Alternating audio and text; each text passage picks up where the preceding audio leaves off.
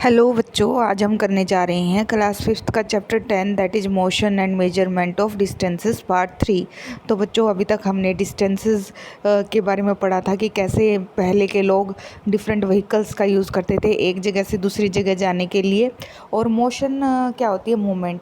तो उसमें हमें एक जगह से दूसरी जगह अपना स्थान बदलना होता है। तो उसके अलावा हमने बूझो एंड पहेली की जो पज़ल थी अबाउट द डेस्क, बैठने को लेकर जो झगड़ा होता था, तो उन्होंने कैसे सोल्व किया था? गिल्ली और डंडा की सहायता से। फिर आगे जाकर गिल्ली और डंडा में भी डिफरेंस आ गया था। वो जो दूसरा गिल्ली डंडा ले आया था जो कि फिट नहीं बैठ रहा था, तो फिर से वही प्रॉब्लम क्रिएट हो गई। तो आज हम पढ़ने जा रहे हैं कि वो इस प्रॉब्लम को कैसे सोल्व करेंगे आगे। तो let's start with the topic.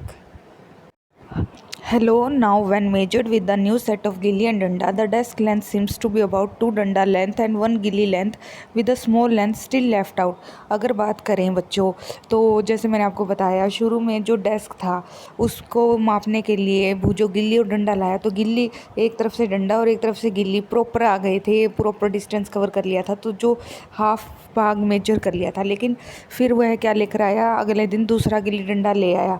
तो उसके कारण क्या हुआ कि डंडे तो दोनों तरफ से रख दिए गए, लेकिन जो गिल्ली थी ना, वो क्लैश कर रही थी, मतलब वो प्रॉपर तरीके से भाग डिवाइड नहीं कर रही थी, इससे जगह आगे पीछे हो गई थी। तो उन्होंने क्या किया? Then is what would you suggest पहेली एंड बूझो do.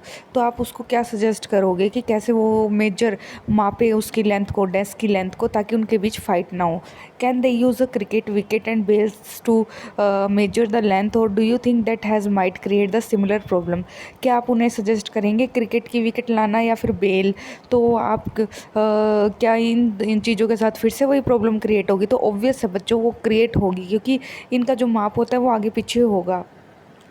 One thing they could do is to take a small length of string and mark 2 points on it। तो एक तरीका उन्होंने निकाला कि उन्होंने एक लंबा धागा ले लिया। स्ट्रिंग होती है एक लंबा धागा, ठीक है? तो उनको दो भागों में, 2 पॉइंट्स में डिवाइड कर लिया, ठीक है? This will be a string length, और यह क्या थी? स्ट्रिंग की लेंथ, उस धागे की length. They can measure the width of desk in string length. How can they use the string to measure distance less than length of a string? तो उन्होंने जो धागा, एक स्ट्रिंग होती है, जो उसकी लेंथ को यूज़ किया मापने के लिए डेस्क की लेंथ को। They could fold the string and mark it into 1/2, 1/4 and 1/8 string lengths. तो उन्होंने 3 जगह मार्क किया, एक तो हाफ पर, एक 1/4 पर और एक 1/8 पर। Now perhaps Paheli and Boojho can measure the exact length of the desk using the string.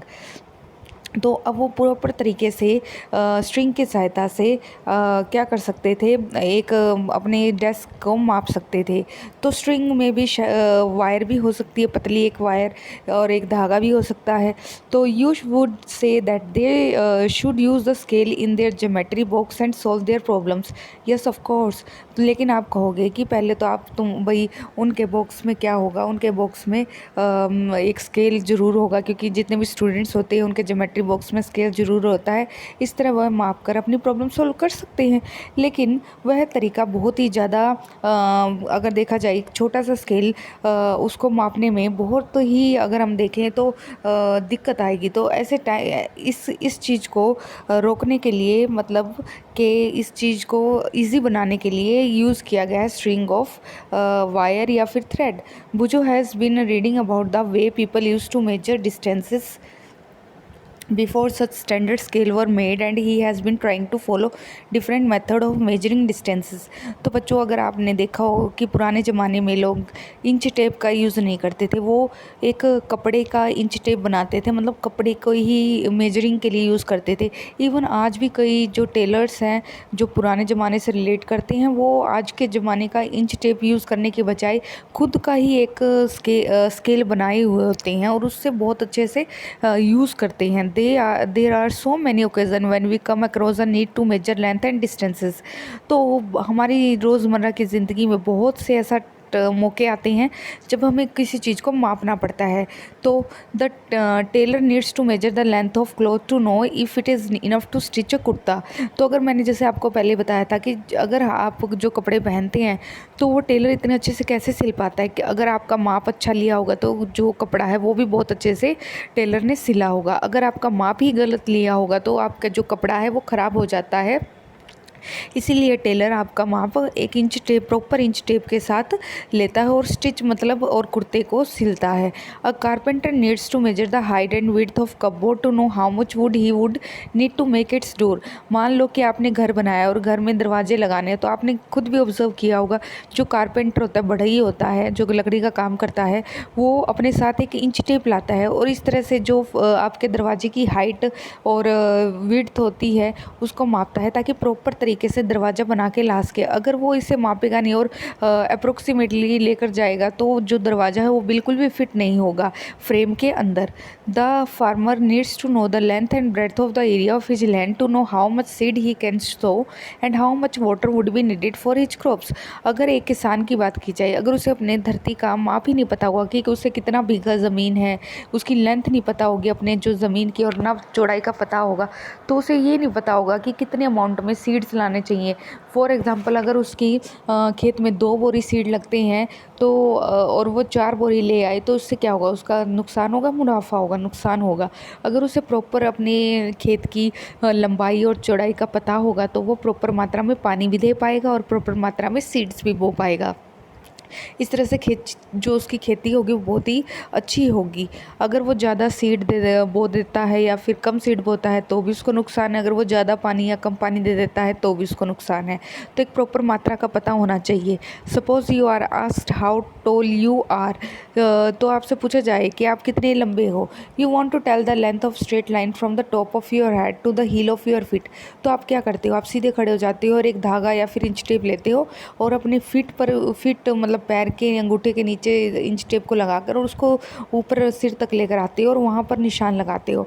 How long is this broom, how wide is this desk. तो कोई भी झाड़ू होता है वो कितना लंबा है, कोई भी डेस्क है, बेंच है, वो कितना चौड़ा है। How far it is from Delhi to Lucknow, कि दिल्ली लखनऊ से कितनी दूर है। How far away is the moon from earth, हाँ जो चांद है वो अर्थ से कितनी दूर है।